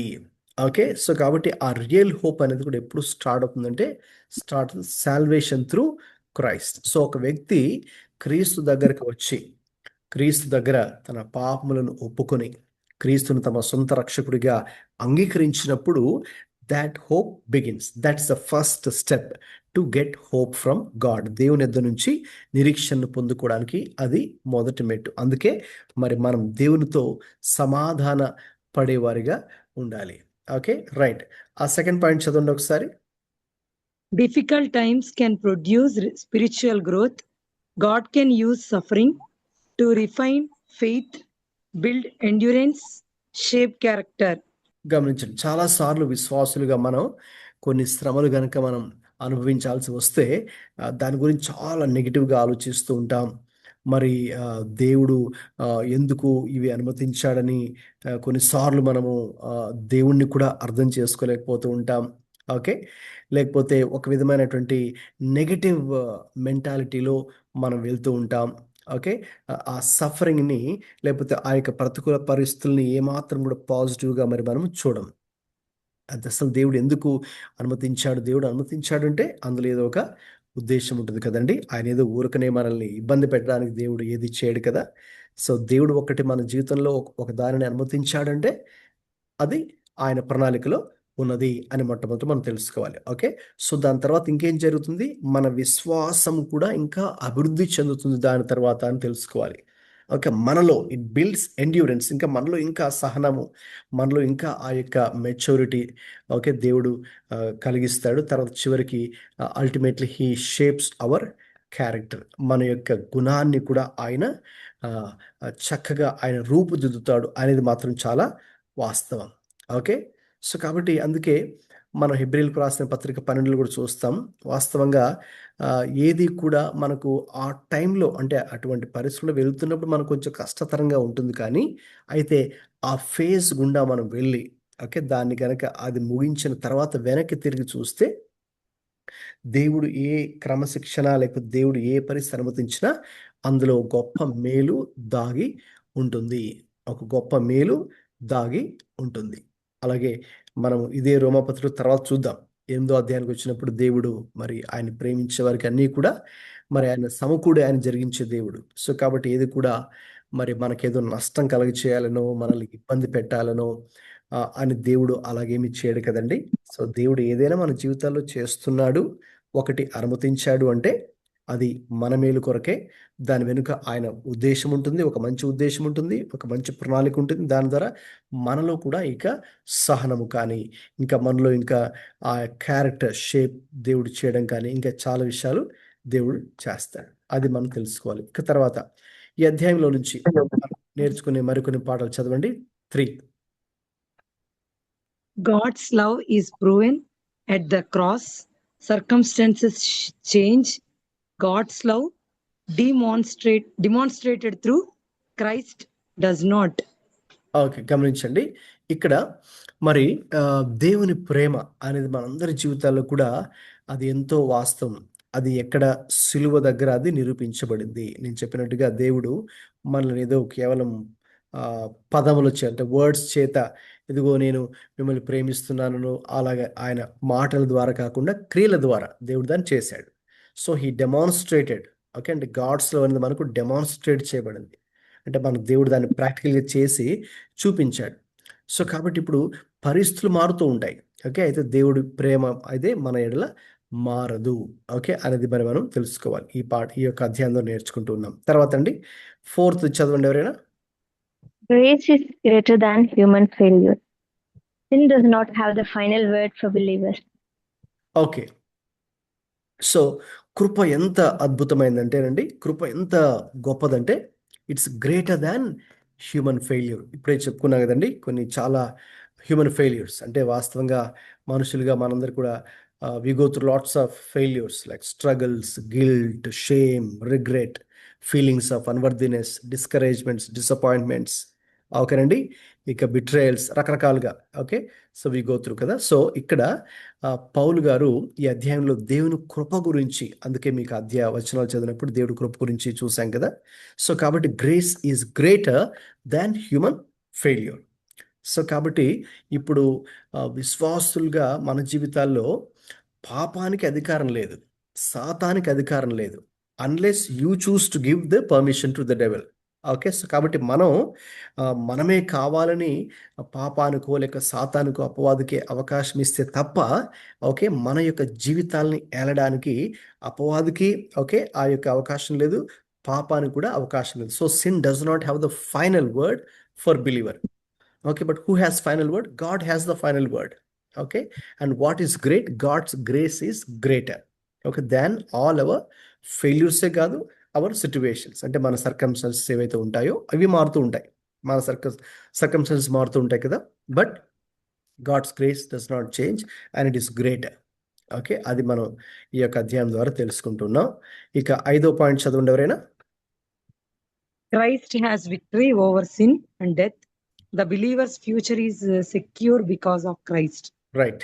So Christ has victory over sin and death. పాపముపై అలాగే మరణంపై క్రీస్తు గొప్ప విజయాన్ని కలిగి ఉన్నాడు. ఓకే అది అధ్యాయాన్ని చూసాం. సో ఇప్పుడు అది మనం ఎలా అర్థం చేసుకోవాలంటే, సో ఇప్పుడు విశ్వాసులుగా మనం ఏమైనా ఓకే కొన్ని రకాల పరిస్థితులు గుండా, ప్రతికూల పరిస్థితులు గుండా వెళ్తూ ఉంటే ఓకే లేకపోతే చాలామందికి భయం ఏంటంటే ఫ్యూచర్ గురించి భయం ఉంటుంది చాలామంది కదండి.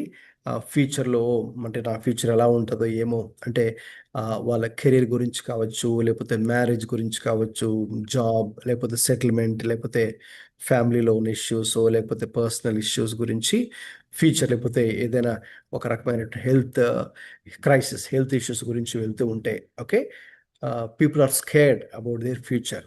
అయితే ఈ అధ్యాయం ద్వారా మనం నేర్చుకునే ఒక ఆత్మీయ సత్యం ఏంటంటే క్రీస్తులో ఓకే మరి మన యొక్క భవిష్యత్ యొక్క భద్రత ఉన్నది, విశ్వాసుల యొక్క భవిష్యత్తు యొక్క భద్రత క్రీస్తులోనే ఉన్నది అనేది కూడా మనం తెలుసుకుంటున్నాం. So the believers future is secured because of Christ. క్రీస్తుని బట్టి క్రీస్తులో మన భవిష్యత్తు ఉంది. ఓకే సో కాబట్టి చివరిగా ఈ యొక్క అధ్యాయం నుంచి కూడా మనం నేర్చుకునే మరికొన్ని ఆత్మీయ పాఠాలు ఏంటి అంటే, మరి ప్రతికూల పరిస్థితుల మధ్యలో, అందుకే మరి మనం ముఖ్యంగా 3, 4, 5 వచనాలు ఒక విధంగా కీవర్డ్స్గా తీసుకుంటే, అంటే ఈ టైటిల్ మనం చూసాం కదా, finding hope in difficult times అని. సో అది మనకు మెయిన్లీ 3, 4, 5 వచనాలు ఆధారం చేసుకుని నేను అది ఇవ్వడం జరిగింది. సో ఒకసారి ఎవరైనా బైబిల్ మరి తీసి చదువుతారా? verse 3, 4, 5. అంతేకాదు ఉమ్, శ్రమ ఓర్పు పరీక్షను, ఉమ్, పరీక్ష నిరీక్షణను కలుగజేయునని ఎరిగి ఉమ్, శ్రమల యందు అతిశయపడుదుము. ఉమ్, ఎందుకనగా ఈ నిరీక్షణ మనలను సిగ్గుపరచదు. ఉమ్. మనకు అనుగ్రహింపబడిన పరిశుద్ధాత్మ ద్వారా దేవుని ప్రేమ మన హృదయములలో కుమ్మరింపబడి ఉన్నది. రైట్. సో కాబట్టి ఈ శ్రమలు కూడా ఓకే అది ఒక విధంగా పాజిటివ్గానే మనం తీసుకున్నప్పుడు ఓకే అది మనకు ఓర్పు నేర్పిస్తుంది. ఆ ఓర్పు ఏం చేస్తుంది? ఇంకా అది పరీక్ష నిరీక్షణను కలిగి చేస్తుంది. అందుకే శ్రమల యందును అతిశయపడదు అని కూడా ఉంది. So in a way you are like you can rejoice in every situation. Okay so ఎందుకంటే who is in control? God is in control. Okay, so ఆ పరిస్థితిలో మరి ఇంకా నిరీక్షణ ఎవరిలో ఉంది? మరి మనకు దేవునిలోనే ఉంది ఆ నిరీక్షణ. కాబట్టి ఒకవేళ ఇటువంటి పరిస్థితులు కనుక ప్రస్తుతం ఓకే మన జీవితాల్లో మనం వెళ్తూ ఉంటే ఓకే ఈ అధ్యాయం ద్వారా మనకు నేర్పించే కొన్ని ప్రాక్టికల్ లైఫ్ అప్లికేషన్ లెసన్స్ ఇక్కడ మన ముందు నేను స్లైడ్ మీద పెట్టాను. ఓకే, ఒకసారి చదువుతారు ఎవరైనా ఫస్ట్ది? Pray consistently. రైట్. సో కాబట్టి మొట్టమొదటి విషయం, so if you're going through some difficult times in life, what you should do? Pray consistently. So don't be discouraged. So జనరల్గా మనం ఫస్ట్ డిస్కరేజ్ అయ్యి డిసప్పాయింట్ అయ్యేటటువంటి ఒక అవకాశంలోకి వెళ్ళిపోతుంటాం కదా. సో దానికి ఛాన్స్ ఇవ్వకుండా ఓకే కన్సిస్టెంట్గా ఓకేనండి, అంటే ఎప్పుడో ఒకసారి ప్రే చేసి మళ్ళీ ఆపేసి మళ్ళీ ఎప్పుడో ఒకసారి ప్రే చేసి అలా కాకుండా కన్సిస్టెంట్గా ఓకే. సో మనం ఎలాగైతే కొన్ని పనులు కన్సిస్టెంట్గా చేస్తూ వెళ్తామో అలాగా ప్రార్థనను కూడా మనం అలాగా ప్రార్థనలో కొనసాగాలి. తర్వాత number 2, Remember God's past faithfulness. అవును, గతంలో నీకు ఏదైనా అలాంటి సిచ్యువేషన్ నువ్వు ఫేస్ చేసినప్పుడు, అంటే డిఫికల్ట్ సిచ్యువేషన్ ఏదైనా ఫేస్ చేసినప్పుడు ఎలా నువ్వు దేవుడి వైపు చూసినప్పుడు లేక దేవుడి మీద ఆధారపడినప్పుడు దేవుడు ఎలా నీకు తోడుగా ఉన్నాడు, ఎలా నీకు సహాయం చేశాడు, ఓకే నువ్వు ప్రే చేసిన దేవుడు నీకు ఎలా ఆన్సర్ చేశాడు, అది ఒక్కసారి జ్ఞాపకాన్ని తెచ్చుకో, రిమెంబర్. ఓకే, సో ఎందుకంటే డెఫినెట్గా ఖచ్చితంగా దేవుడు మన పాస్ట్లో ఎప్పుడో ఒకప్పుడు దేవుడు మనకు ఖచ్చితంగా సహాయం చేసిన సందర్భాలు ఉంటాయి కదా. కాబట్టి ఇప్పుడు మనం వాటిని జ్ఞాపకం చేసుకోవాలి. జ్ఞాపకం చేసుకుని నెక్స్ట్ ఏం చేయాలి? Not only that, next one, Meditate on God's promises. Right. So this is the main thing. ఏంటి అంటే మనము ఓకే డిఫికల్ట్ టైమ్స్ గుండా వెళ్తూ ఉన్నప్పుడు ఖచ్చితంగా మనకి ఇంకా హోప్, నిరీక్షణ దేవునిలోనే. కాబట్టి అది ప్రాక్టికల్గా మనకి ఎలా ఆ నిరీక్షణ పొందుకుంటాము? అది only through the meditation of God's word. దేవుని యొక్క వాక్యాన్ని ధ్యానిస్తున్నప్పుడు మాత్రమే. సో దేవుని యొక్క వాక్యాన్ని ధ్యానిస్తున్నప్పుడు మాత్రమే దేవుడు మనతో మాట్లాడతారు. సో దేవుడు మనతో మాట్లాడినప్పుడు మాత్రమే మరి మనలో ధైర్యం కలుగుతుంది. అందుకే కదండి దేవుడు ఎన్నోసార్లు బైబిల్లో మరి భయపడకము, ఫియర్ నాట్ అని దేవుడు చాలాసార్లు చెప్పారు కదా. సో కాబట్టి ఎప్పుడైతే నీవు ఆ వాక్యాన్ని చదువుతావో, ఫియర్ నాట్, భయపడకమని ఆ వాక్యము మనకు చాలా అంటే లైవ్లీగా అది మనకు ఆ వాక్యం మన దగ్గరకు వచ్చినప్పుడు మరి మనము ఆ వాక్యాన్ని విని ఆ వాక్యం ద్వారా బలపరచబడతాం. అంటే ఇక మరి మనం భయపడకుండా డిఫికల్ట్ సిచ్యువేషన్స్ని కూడా మనం ధైర్యంగా ఫేస్ చేయడానికి లేక వాటి గుండా వెళ్ళడానికి కూడా దేవుని యొక్క శక్తిని మరి మనము అడుగుతాం. ఓకే, సో దాని తర్వాత then one day will come, so you will be going through that. Okay, so you will be done with that. Okay, so కాబట్టి ఒకానొక ఇక సమయం వస్తుంది, కాబట్టి అది నువ్వు దాన్ని అధిగమిస్తావు, ఇంకా అది మన ముందు కూడా ఉండదన్నమాట. ఓకే, సో కాబట్టి అది కొంత పీరియడ్ వరకే అది ఉంటుంది. సో కాబట్టి అయితే ఆ ప్రాసెస్లో ఆ టైంలో మనం ఇచ్చేయాల్సిన ప్రాముఖ్యమైన పని దేవుని యొక్క వాక్యాన్ని ధ్యానించడం, అలాగే trust the process of spiritual growth. Okay, so ఇప్పుడు చూడండి, ప్రతిదానికి ఒక ప్రాసెస్ ఉంటుంది. ఓకే, సో కాబట్టి ఇప్పుడు మనం ఒకటి ఏదైనా ఒక బీట్ ఏదైనా మనం ఒక ప్రోడక్ట్ కానీ, ఎలక్ట్రిక్ ప్రోడక్ట్ కానీ ఓకేనండి, ఏదైనా కూడా మనం తీసుకుంటే, సో లేకపోతే మనకి ఒక ప్యాకెట్లో దొరికే ఫుడ్ ఉందనుకోండి, సో ఏదైనా సరే అది it goes through a process కదండి, ఒక ప్రాసెస్ గుండా వెళ్తుంది, అప్పుడే మనకు ఆ ఫినిష్డ్ ప్రోడక్ట్గా వస్తుంది. సో సేమ్ వే మన స్పిరిచువల్ గ్రోత్లో కూడా ఒక ప్రాసెస్ అనేది ఉంది. ఆ ప్రాసెస్కి ఇప్పుడు మనం చదువుకున్నాం అక్కడ 3వ వచనము, 4వ వచనము, 5వ వచనం. ఓకే, శ్రమ ఓర్పు పరీక్ష నిరీక్షణను కలుగచేయును. ఓకేనా, సో కాబట్టి అలాగా. ఓకే, సో దేవుడు ఏ రీతిగా ఇక చివరికి మన యొక్క క్యారెక్టర్ని ఆయన షేప్ చేస్తూ ఉన్నారు అంటే మన జీవితంలో మనకు ఎదురయ్యేటటువంటి ప్రతి పరిస్థితిని కూడా దేవుడు ఉపయోగించుకొని మన యొక్క జీవితాన్ని మార్చడానికి, అలాగే మన యొక్క గుణాన్ని మార్చడానికి ఇక ఆయన ఆ ప్రాసెస్ గుండా మనల్ని తీసుకొని వెళ్తారు, ఆ ప్రాసెస్ గుండా. ఓకే, అంటే ఇప్పుడు మనం ఇక్కడ మనం అందరి దగ్గర ఫోన్ ఉంది కదా, సో ఆ ఫోన్ ఇలాగా వచ్చేటప్పటికి it has gone through certain process. Okay, so same thing whatever you see కదా, సో అలాగా అది ఒక ప్రాసెస్ గుండా వెళ్ళినప్పుడే చివరికి ఫినిష్డ్ ప్రోడక్ట్గా చక్కగా మన ముందు కనిపించినట్టుగా ఆ ప్రాసెస్ అయితే మనకు it may not be convenient. So once you are done with that process, తర్వాత మనము దానిలో ఉన్నటువంటి ఆనందము లేకపోతే దేవుని యొక్క ఉద్దేశాలు, ఓకే అందులో ఉన్న నిరీక్షణ, ఓకే, మనం అర్థం చేసుకుంటాం. ఓకే, సో ఇంకా ఇక్కడ చేయాల్సిన పని ఏంటంటే refuge hopelessness. Okay, during difficult times సాతానుడు కూడా మనల్ని ఎన్నో విధాలుగా డిస్కరేజ్ చేయాలని, నిరుత్సాహపరచడానికి వాడు ఎన్నెన్నో ప్రయత్నాలు చేస్తూ ఉంటాడు. ఓకే, కాబట్టి మన మైండ్ గేమ్ వాడు ఆడతాడు. సో వాడు అలాగా ఇలాగా అని చెప్పి, ఓకే, సో మనల్ని డిస్కరేజ్ చేయడానికి, అంటే దేవుని మీదకి మన దృష్టి వెళ్ళనివ్వకుండా, దేవుని వాక్యం మీదకి మన దృష్టి వెళ్ళనివ్వకుండా, ప్రార్థన మీదకి మన దృష్టి వెళ్ళనివ్వకుండా సాతానుడు ఎన్నో రకాలుగా మన యొక్క మైండ్ని అటు ఇటు డైవర్ట్ చేయడానికి ప్రయత్నిస్తాడు. ఓకే, అప్పుడు మనం కనుక అవకాశం ఇస్తే యూ బికమ్ హోప్లెస్. ఓకే, అప్పుడు మరి మనకి నిరీక్షణ కోల్పోయే వరకు మనం ఉంటాం. సో అందుకే ఆ యొక్క అవకాశాన్ని మనం ఇవ్వకుండా దెన్ మరి ఏం చేయాలి? Rely on grace daily. దేవుని యొక్క కృప మీద మరి మనము పూర్తిగా ఆధారపడాలి. కాబట్టి ఓవరాల్గా ఈ యొక్క అధ్యాయంలో, ఈ రోమాపత్రిక 5వ అధ్యాయం మనం చదివినప్పుడు, it teaches that Christian hope is not built on favourable circumstances but on what? Okay, అంటే మనకు నిరీక్షణ దేని మీద ఉంది? మనం వెళ్ళే పరిస్థితుల మీద కాదు, అయితే అది జస్టిఫికేషన్ త్రూ క్రైస్ట్. క్రీస్తు మనల్ని నీతిమంతులుగా మార్చాడు కదా, క్రీస్తు మీద. అలాగే గాడ్స్ అన్చేంజింగ్ లవ్, మారని దేవుని ప్రేమ మీద మన నిరీక్షణ ఉంది. అలాగే ఇంకా ఏంటి? దీనికి రికన్సిలేషన్ విత్ గాడ్, దేవుని చేత మరి మనము సమాధానపరచబడ్డాం. Okay, the sustaining power of grace, కృప యొక్క శక్తి చాలా గొప్పది. అలాగే క్రీస్తు మన కొరకై పాపాన్ని, మరణాన్ని జయించి ఆయన గెలుపు పొందుకున్నారు. ఓకే, సో కాబట్టి ఇవన్నీ మనం దృష్టిలో ఉంచుకొని, in a way difficult times are real but they are not final. అదండి ఒక మంచి మాట ఏంటంటే ముగింపులో, మన జీవితంలో మనకు ఎదురేటువంటి శ్రమలు అవి వాస్తవమే, కానీ అవే ఇక ఫైనల్ కాదు. ఓకే, ఎందుకు ఫైనల్ కాదు? బికాస్ ఆఫ్ జీసస్ క్రైస్ట్, యేసుక్రీస్తుని బట్టి. ఓకే, అందులో కూడా ఆ ప్రాసెస్ కూడా వెళ్తున్నప్పుడు కూడా సఫరింగ్ హ్యాస్ పర్పస్, దానికి ఒక ఉద్దేశం ఉంది, శ్రమలకు ఒక ఉద్దేశం ఉంది. అలాగే ఆ పరిస్థితుల్లో కూడా కృప మనకు చాలినదిగా ఉంటుంది. అలాగే దేవుని మీద మనం ఇచ్చిన నిరీక్షణ అది ఎంతో భద్రతను మనకు అనుగ్రహించేదిగా ఉంటుంది. సో కాబట్టి ఇక దేవుని యందు మనం పూర్తిగా విశ్వాసం ఉంచి మరి మనం ముందుకు ఆ రీతిగా కొనసాగవచ్చు. ఓకే, సో కాబట్టి అది మనకి రోజున దేవుని యొక్క వాక్యము తెలియజేస్తుంది. కాబట్టి ఈ రోజున దేవుని యొక్క మాట ఏదైతే మన ఎదుకు వచ్చిందో, ఈ యొక్క రోమాపత్రిక 5వ అధ్యాయాన్ని దయచేసి మీరు తర్వాత కూడా ఒకసారి ధ్యానించండి ప్రార్థన పూర్వకంగా.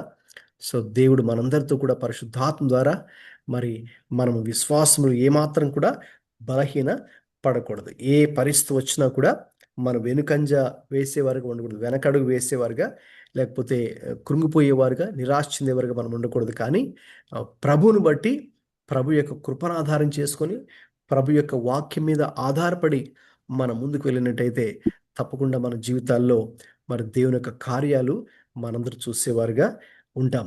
దేవుని కార్యాలు మాత్రమే కాదు, దేవుని ఉద్దేశాలను కూడా మనం గ్రహించేవారుగా ఉంటాం. ఎందుకంటే ఒక పరిస్థితిని దేవుడు అనుమతించాడు మన జీవితాల్లో అంటే ఆయనకు ఒక మంచి ప్రణాళిక దాని వెనుక ఉంటుంది. ఎందుకంటే దేవుడే చెప్పారు, ఇర్మియా గ్రంథము 29:11లో, నేను మీ యెడల మంచి ఉద్దేశాలనే కలిగి ఉన్నాను.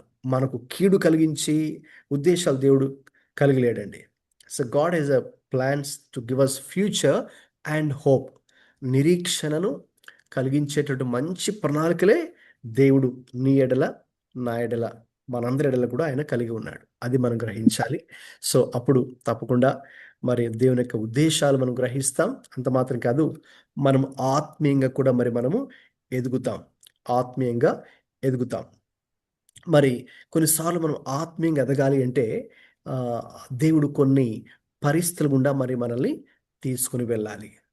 యోసేపు ఆత్మీయంగా ఎదగాలి అంటే దేవుడు ఏం చేశాడు మీకు తెలుసు కదా. యోసేపును కొన్ని పరిస్థితులు గుండా తీసుకుని వెళ్ళాడు. అలాగే దావీదు దేవునితో తన సంబంధం బలపరుచుకొని ఆత్మీయంగా ఎదగాలి అంటే దేవుడు దావీదును కూడా కొన్ని పరిస్థితులు గుండా తీసుకుని వెళ్ళాడు. అందుకే ఒక భక్తుడు మరి అతడు, దేవా నాలో సహనం లేదు, నాకు సహనం నేర్పించండి అని ప్రార్థించాడంట. ప్రార్థించినప్పుడు మరి దేవుడు ఏం చేశాడు అంటే, నీకు సహనం కావాలా బాబు, తీసుకో సహనం అని.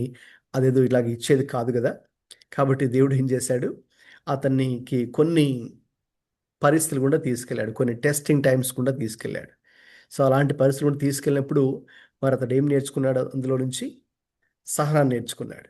సో కాబట్టి అతను ప్రార్థించినప్పుడు దేవుడు అతన్ని కొన్ని పరిస్థితులు గుండా తీసుకుని వెళ్ళాడు. అయితే ఆ పరిస్థితులు తీసుకుని వెళ్తున్నప్పుడు దేవుడేమి అతన్ని ఒంటరి వాడిని చేయలేదు. So God was with him. దేవుడు ఆయనతో ఉన్నారు. సో దేవుడు ఆయనతో ఉండి మరి ఆయన్ని అన్ని విధాలుగా బలపరిచి, సో ఆ ప్రాసెస్లో అతడేమి ఒంటరిగా కూడా ఫీల్ అవ్వకుండా దేవుని యొక్క కాపుదల కూడా ఆ తోడుగా ఉంది. సో కాబట్టి ఆ రీతిగా ఇక దేవుడు అలాగ మన జీవితాల్లో కూడా దేవుడు చేస్తాడు. కాబట్టి అయితే అంతిమంగా మన నిరీక్షణ మనుషుల మీద కాదు, లోకం మీద కాదు, పరిస్థితుల మీద కాదు. సో క్రీస్తులోనే మన నిరీక్షణ ఉన్నది. So how do you find hope? Wear do you find hope in difficult times? It is only in Christ and also on his word. క్రీస్తు మీద, ఆయన వాక్యం మీదనే మరి మనము అటువంటి నిరీక్షణను కలిగి ఉన్నాం. కాబట్టి ప్రభు మనందరికీ కూడా క్రీస్తు మీద, ఆయన వాక్యం మీద నిరీక్షణ ఉంచి ముందుకు సాగిపోవడానికి ప్రభు మనకు కృపను అనుగ్రహించునుగాక. ప్రార్థన చేద్దామండి. ప్రార్థన చేసుకుని ఆ ప్రార్థన ఆశీర్వాదంతో ముగించుకుందాం. పాస్టర్ గారు ప్రైజ్ లాడండి. ప్రైజ్ మరి లార్డ్. ఇక్కడ మా చెల్లి, ఇక్కడ మా పక్కన చెల్లి పద్మ అని ఒక పాప ఉంది. తన యొక్క వాళ్ళ మమ్మీకి సడన్ గా బండి గుద్ది ఇప్పుడే జస్ట్ ఒక హాఫ్ అన్ అవర్ క్రితం బండి గుద్ది బ్లడ్ వచ్చేసి చాలా బాధపడుతుంది. వాళ్ళ అమ్మ హాస్పిటల్ తీసుకెళ్లారు. ఓకే, బాగా ఏడుస్తున్నారు. కొంచెం ప్రేయర్ చేయరా? తప్పకుండా ప్రార్థన చేద్దాం. ప్రేమల తండ్రి, మహాపరిశుద్ధుడా ప్రభా, ఈ సాయంకాల వేళనైనా మీ యొక్క వాక్యాన్ని ధ్యానించే కృప మాకు ఇచ్చినందుకు స్తోత్రాలు చెల్లిస్తున్నాం ప్రభా. ఈ దినాన ప్రభా మరి ఏ ఆత్మీయ పాఠాలు అయితే నేర్చుకున్నామో నాయనా ప్రభా, మరి మా జీవితాల్లో క్రీస్తు యందే మాకు నిరీక్షణ కలదు అనే విషయాన్ని మీరు చెప్పి ఉన్నందుకు స్తోత్రాలు చెల్లిస్తున్నాం ప్రభా. మరి విన్నటువంటి యొక్క మాటలు కొన్నిసార్లు మా యొక్క ఆత్మీయ జీవితంలో ప్రభా మేము ఎదగడానికి మీరు కొన్ని పరిస్థితుల్ని అనుమతించే దేవుడై ఉన్నారు. అయితే ప్రభా తప్పకుండా ప్రభా మీ యొక్క హస్తాన్ని మాకు తోడుగా ఉంచి నడిపించే దేవుడని కూడా మేము నేర్చుకుంటున్నాం ప్రభా. మరి నాయనా తండ్రి, మీరే మమ్మల్ని నడిపించే దేవుడు, మాకు సహాయం చేసే దేవుడు కూడా మీరే ప్రభా. అందరిని బట్టి స్తోత్రాలు. ముఖ్యంగా పద్మ యొక్క వాళ్ళ అమ్మగారి గురించి ప్రార్థన చేస్తున్నాం నాయనా. ఆ బిడ్డని మీరే దర్శించండి ప్రభా.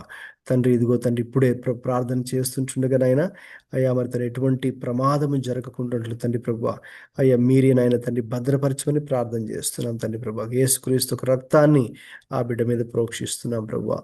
ఆయన మీరే అపవాది క్రియలను లయపరిచిన ఆయన తండ్రి ప్రభా. మీరే నా ప్రభా సంపూర్ణమైనటువంటి అయ్యా మరి స్వస్థతను, ఆరోగ్యాన్ని అనుగ్రహించమని ప్రార్థన చేస్తున్నాం. యేసుక్రీస్తు రక్తాన్ని మీ యొక్క దేవదూతలు కూడా విడుదల చేస్తున్నాం తండ్రి. మీరే కృప చూపించండి, నడిపించండి, సహాయం దయచేయమని ప్రార్థన చేస్తున్నాం ప్రభా. ఇంకా నన్ను ఎవరైతేనైనా మరి ఈ గ్రూప్లో ఉన్నవారు ఎటువంటి ప్రార్థన అవసరతలు కలిగినైనా ఉన్నారో, అవి వ్యక్తిగత అవసరాలైనా ప్రభా మరి తండ్రి, భౌతిక అవసరాలు లేక ఆత్మీయ అవసరాలు ప్రభు, లేక ఆరోగ్యానికి సంబంధించిన స్టడీస్ రిలేటెడ్ ఆర్ అయినా మరి career related, what ever the reasons may be lord ప్రభా, మరి మీరే జ్ఞాపం చేసుకొని తన బిడ్డలకున్నటువంటి ప్రతి అవసరతను కూడా మీరే కలుసుకోమని ప్రార్థన చేస్తున్నాం తండ్రి ప్రభా. ఎందుకంటే మీ వాక్యంలో తెలియచేస్తున్నట్టుగా ప్రభా, క్రీస్తు యేసు మహిమైశ్వర్యం చొప్పున మీ ప్రతి అవసరత కలుసుకునబడును అని మీరు సెలవిచ్చున్నారు నాయన. అలాగున అయ్యా మరి బిడ్డల అవసరాలన్నింటినీ కూడా మీరు కలుసుకోండి తండ్రి. ఇటువంటి అయ్యా ఈ యొక్క ఆన్లైన్ బైబిల్ స్టడీ ద్వారా మేమందరూ కలిసి ఆత్మీయంగా అయ్యా దేవుని యొక్క వాక్యాన్ని ధ్యానించే విషయంలోనూ, ప్రార్థించే విషయంలో కూడా తండ్రి మేము ఎదుగుటకు కృప చూపించమని ప్రార్థన చేస్తున్నాం తండ్రి. మరొకసారి మీరు ఇచ్చిన చక్కని అవకాశాన్ని బట్టి మీకే వందనాలు, స్తోత్రాలు చెల్లించుకుంటూ యేసుక్రీస్తు ప్రభువారి పరిశుద్ధ నామములో ప్రార్థిస్తున్నాం తండ్రి. ఆమేన్. ఆమేన్. ఆమేన్. ఆమేన్. ఇప్పుడు మన తండ్రి అయిన దేవుని ప్రేమయు, మన ప్రభు అయిన యేసుక్రీస్తు కృపయు, మన పరిశుద్ధాత్మ దేవుని తోడు సహవాసం మనందరికీ ఇప్పుడు ఎల్లప్పుడూ సదాకాలం తోడే ఉండి నడిపించును గాక. ఆమేన్. ఆమేన్. ఆమేన్. ఆమేన్. అందరికీ ప్రైజ్ లార్డ్ అండి. God bless you all. God bless you pastor గారు.